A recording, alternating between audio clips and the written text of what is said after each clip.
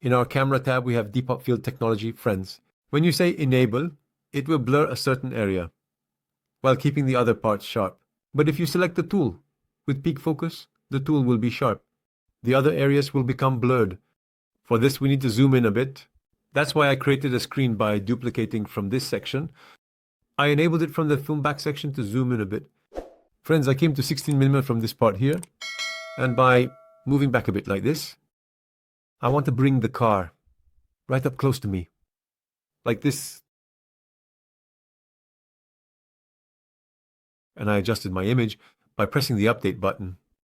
I came to the ambience section and selected hip hop film. I marked my tool as peak focus.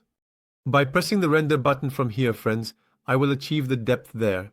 Look, I'm achieving this kind of depth.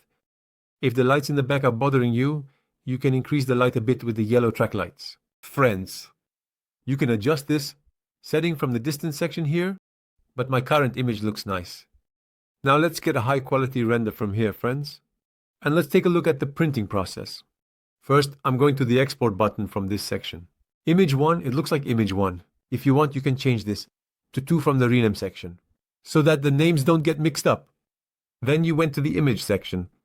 Since the film back section is open for me, it allows me to change the vid section. But hey, it doesn't allow us to change that part. I'm setting the bit part to 6500, which is a value of 6K, friends. I also hiked that part over there. I'm changing the 256 part to 512 and pressing enter for a better distribution of the lights.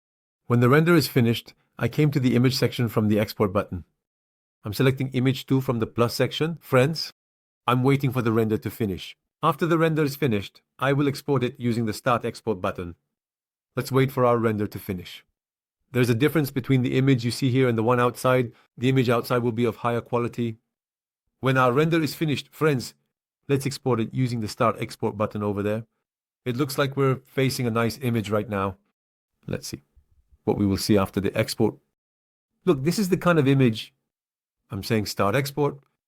Let's say new folder on the table. Let's say square here. I selected the folder and left it to export. Let's see how many minutes it will take to render, friends.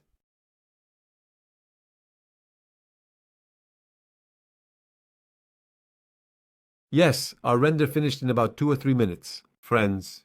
Now, let's go to our render. Let's open it from here, friends. As you can see, I must say that we got a quite impressive and beautiful render. By further developing the work, we can get really beautiful renders, friends.